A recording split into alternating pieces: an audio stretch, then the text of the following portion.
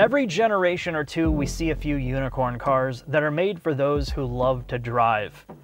The Porsche GT4RS is one of those, and potentially in 20 years we'll still be talking about how maybe we should have bought one when it came out. Now, cars like this are not designed to bring some huge windfall of profits for a manufacturer. In fact, all the GT cars would not exist without volume sellers like the Macan or the Taycan. Now, chances are there are plenty of GT4RS videos to watch. In this video, we're going to try to give you a more comprehensive picture on what they did to it and why potentially you would want to be an owner of this car.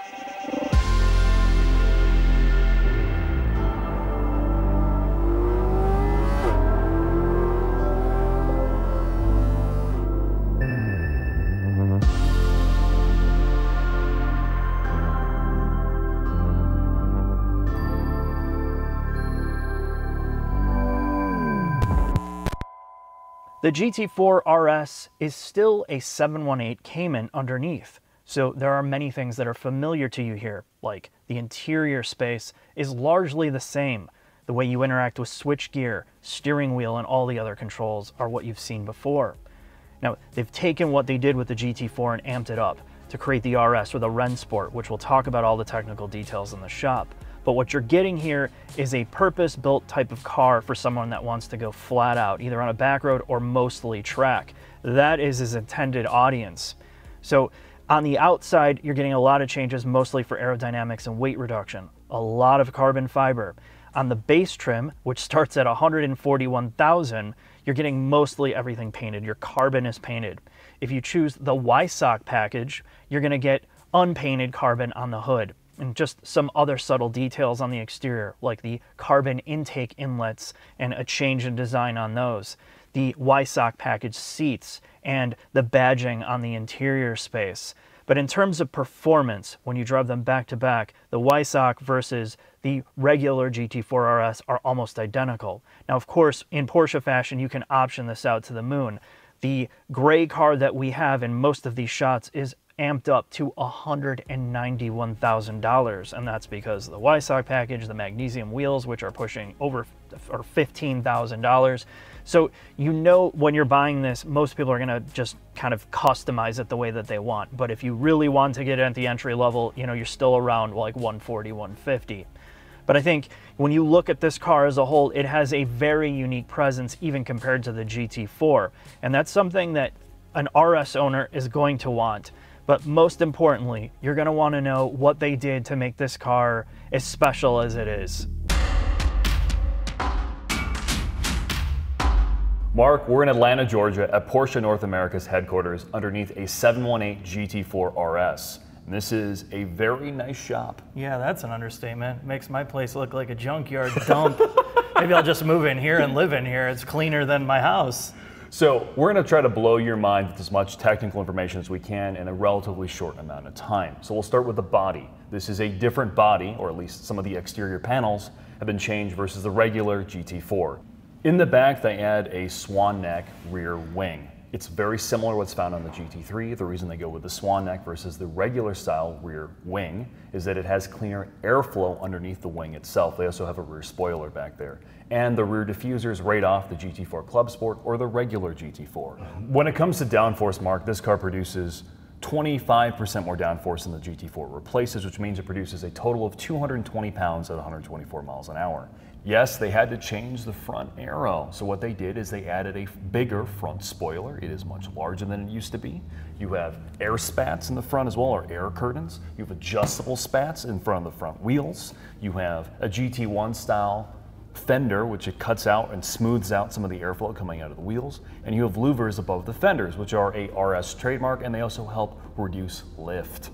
This car also has a wider track front and rear, and there's a couple ways they accomplish that. This now has the front subframe off the 991 Carrera 4. In fact, it has the body in white for the first time ever from the front bulkhead forward from the Carrera 4 as well. And they needed that extra stiffness found in the Carrera 4 body in white to fit the front axle lift system, which is the first time they've ever been able to do that in the 718. Everything is adjustable for your own personal driving style.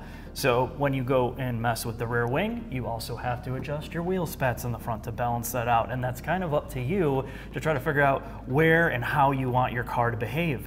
But on top of that, Jack, all of the suspension is equally adjustable. We're talking camber, caster, toe in the front, and you have adjustability in the back, along with sway bar adjustment. So it's about fine-tuning how you want the car to behave. The spring rates in the front of this car have over doubled when compared to the regular GT4, and it's a little less than double in the rear, but they are far, far stiffer. The physical dampers themselves are a hardware carryover from the regular GT4. However, the tuning, the software tuning for them, is meant for more dampening force. The hubs and knuckles are different for this car. Obviously, they've gone to a center lock style, and all the bushings are now ball joint style, so they're far stiffer, which means, yes, their car will ride better, but race car. Yeah, it'll ride better on the track. You mean, oh, sorry. It creates more directness, and that connection between the front and the rear is sharpened. And that's what this is about. It's about tailoring that track experience and that edginess of the GT4 in general, just elevating it to the next level. Yeah, this is their closest thing to a full motorsports product that you can drive on the street. The RS products are taking race car technology and making it usable on the street. Let's talk about brakes next, Mark. So the front brakes are much larger than they used to be. They've gone up to 408 millimeters in the front, and they've retuned the pistons in the rear of this to move more brake bias to the front of this vehicle, and you can still get carbon ceramic brakes. The one thing to note about that retune of brake bias, it should allow for this car to be a little bit more trail-breakable, and they've retuned the ABS tuning as well. And there are now NACA ducts on the hood, which is an RS signature, which allows them to cool the brakes further without adding more drag to this vehicle. And they have not included dust shields here, so it's a wide open face to that rotor to keep them cool. The last thing I'm going to talk about are wheels and tires. So this is the first time the Cup 2R has ever been offered on a Cayman, and you have two different wheel packages. You can either go with the magnesium, which shaves about 10 kilograms off of them, or the forged wheels, which are aluminum and they are center lock. To get the magnesium wheels, you need the Y-Sock package and then additional money on top of that. Right, yeah, go figure. So Mark, let's talk about the rear quickly. The rear end, this car does not get an ELSD because the way the Cayman and Boxers, their gearbox layout does not allow them to mate an ELSD to this. So you have a mechanical limited slip, which is a carryover from the 991.2 GT3. Speaking of gearboxes, this is a PDK car only. That is an RS signature. However, this is not a carryover PDK from the regular GT4. They take the housing out of the GT4, gut the internals, put in the RS 991.2 RS gear set, and they've changed the final drive ratio. On top of that, they've added an oil feed into the gearbox itself due to the fact that this engine spins up to 9,000 RPM. And the gear ratios are shorter on this car versus the GT4 PDK car. Going to make it much sharper and more exciting to ring this thing out. They understood the complaints with the manual transmission, having gears too tall, so this PDK is designed around constantly having that flowing shift pattern that people love in a high-strung engine. Yes. Really, the big story of this car, Mark, is the engine. That's why everyone's so excited. Yes, this car is lighter than the equivalent GT4 PDK car, but now you finally get the full Monty, the engine right out of the 992 GT3, which means it produces 500 horsepower. Yes, it makes slightly less power than what's found in the GT3 application, but I'm about to explain why. I want to hear it now, because I can't lose 10 horsepower. So when they were designing or redesigning this 4-liter to fit in the 992 GT3, they designed the oiling system to fit potentially in the 718. However, due to the packaging in the rear, the exhaust had to get longer, it had to snake over the rear axles, which produces more back pressure, which is why you lost your power. The oiling system, again, is identical. The cooling system is identical to the GT3. So now, in the lower air ducts in this car, the ones below the, the doors themselves, which used to cool and feed the motor with air, now just go to the cooling system. Those top vents, though, Jack, those are pretty fresh. Yes, the air induction system, or the intake manifold, is unique to this vehicle, and it was acoustically tuned, designed around giving you the best audible experience, I guess. Yes, there's a bunch of marketing, but really what it boils down to is they knew what they were doing here, where the engine was placed, that it was going to be a symphony to the ears, and that's what they attempted to do in the design of the airbox and the intake runners from the inside to the outside. Now, the problem putting a huge airbox in the back like they did is there are unwanted resonant frequencies that are going to transmit into the cabin, namely in vibrations that could either rattle the car in the back or just grate on your nerves. So adding rubberized texture to those tubes help to quell the vibration. And then when it gets into the airbox itself, they've strategically designed it to amplify the harmonic frequencies that are pleasing to us. And typically, in our Lexus video, we talked about the LFA, and what they did is they enhanced the 400 hertz tone at certain RPM. So they're looking at the RPM band and like, where do we want to make the frequencies be exaggerated? And over the RPM band, it can change, and also that's part of the design of the vacuum operated flaps. One thing I will bring up is the actual intake manifold. The top of it was designed to be as rigid as possible due to all the air pressure. They didn't want it to basically act as a giant subwoofer. But I think with all that said, Mark, it's time for us to tear this thing up at the streets of Willow.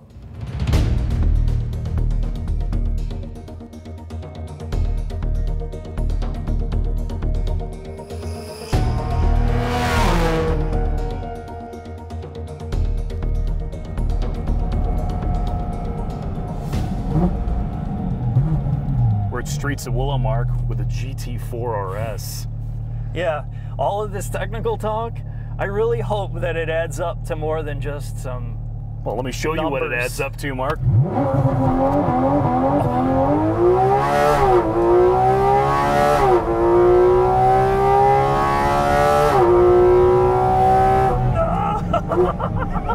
Oh my God, it sounds so much better without a helmet on. This car, Mark, it doesn't get much better than this, I'm going to be honest. So let's talk about it. Let's get right into what people want to know. I'm going to quiet this car down for a second so we can have a real conversation before we go helmet on. How does this compare to its little brother, the 718 GT4? And the main thing you're going to notice is the noise. Don't drive them both back to back. If you're planning on buying a GT4, don't go and drive this because you're never going to want a GT4. This engine and the way that the airbox is set up, the way that they've tuned the harmonics to bring out the best of the high RPM action of this car, it is so highly emotional. The only other car I could think to compare it to outside of the Porsche world is the LFA. And the LFA is different, but it has that same sound where you're just like, I gotta hear it. You are playing a musical instrument. Just listen to that, Marco.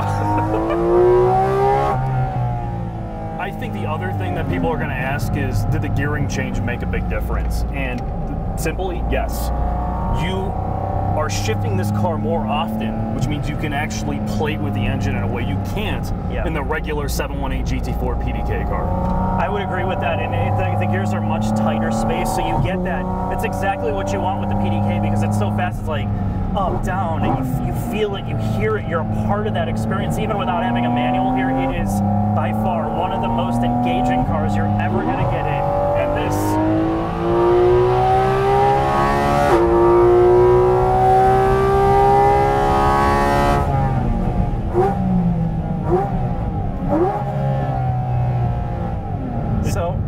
I think really we've talked about the engine, which you're going to hear a lot more of when I start driving this flat out. The gearbox is incredible. Yes. There's literally no trade-off of having brakes are out of this world. Yeah. So if you're driving this on the track, and I hate to say it, you need the carbon ceramics. It makes such a huge difference over the cast iron equivalents.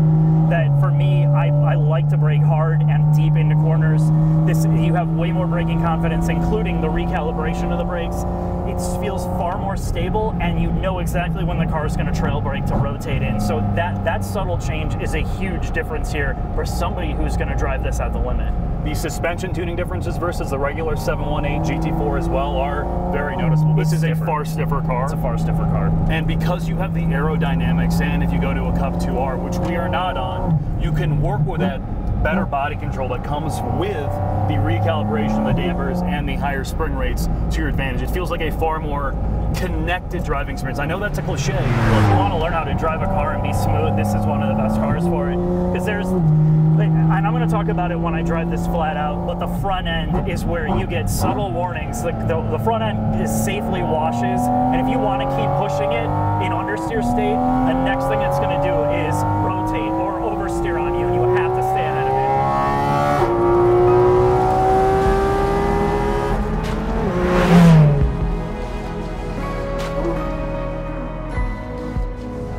So Mark, my last last question for you before we go helmets on. How does this compare to the GT3? It's a more emotional car. It feels like something, you're not buying the GT4RS to be a track day god or all that. You're driving it because you want the ultimate emotional experience, because it does suffer in terms of front end feel, overall suspension and dynamics. And it's a strut car. Yeah, it is, and you definitely feel it out here, but you gain a lot from the mid-engine layout, the balance, and the overall feeling that you get from the engine and the way this is set up in the back. My guess is probably the GT3RS will do the same thing with the induction note, so it might be less of an issue with that car, but I don't know yet. This motor, to me, makes up for any of the changes they made with the 992 GT3. Yes, that motor is technically brilliant, but it's a little muted in the regular 992. It is. It's very muted compared to this. If you're only street driving and you want to do some track, you are going to love this car. It's going to be your favorite car you've ever owned. All right, Mark. Let's go helmet on, sir. All right, please.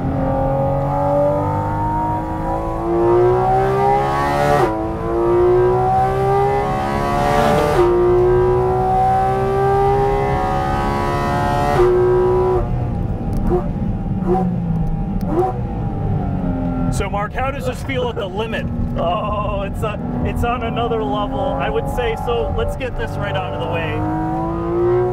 If you are driving this flat out and you overstress the Cup 2 tires, you're gonna get a lot more understeer out of this car. So you have to be careful. You have to manage the front tires, so it's about being smooth. What's the balance, oversteer to understeer? So once you start washing out the front, which is pretty easy to do as the tires heat up, you're gonna go transition from under to oversteer pretty quick. And that's the one thing I noticed. In the tighter stuff, you have to pick your apexes and you have to be really smooth with this car. Like here, I went out way too wide and the front end wants to plow. So the correction would be, go to the Cup 2 R tires, and then from there, you're gonna wanna max out the camber of this car in the front for sure, if you're track driving. If you're not, it doesn't matter. And this is probably one of the best cars I've driven, aside from the GT4, where you're like, I need a driver's tool to fix some of the problems I have with my driving. Apexing too early, apexing too late. This car definitely, it tells you when you screw up, and I think it tells you when you screw up in a really safe manner. And that's what I really love about it. You can focus on your driving skill with this car without it being hyper scary. It always does something predictable and safe, and the balance is just really good. If you love cars and you love driving, it doesn't get better than this, Mark. No, it doesn't. So enough talk, drive.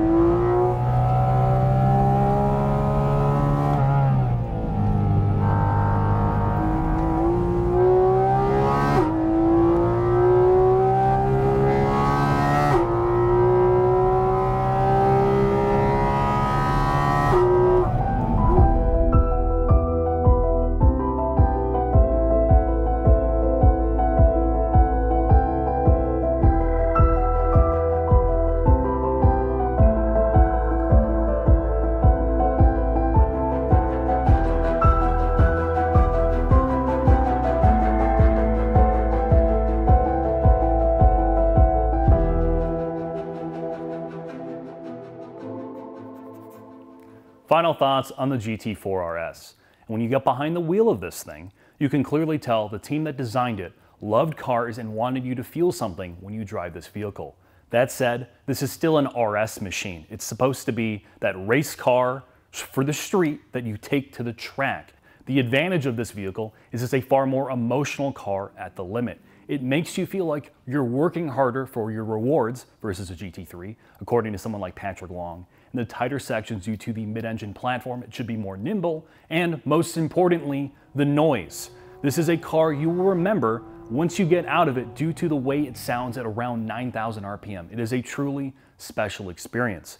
The 718 GT4RS also addresses some of the deficiencies in the regular GT4, specifically gearing. This is a car, due to its shorter gears, you can enjoy the engine more often. You can go up and down the gears in a way that you simply cannot do in a GT4. Thanks for watching, and here's a moment of bliss. A couple minutes of onboard footage we captured of Patrick Long going absolutely flat out the GT4RS around streets of Willow.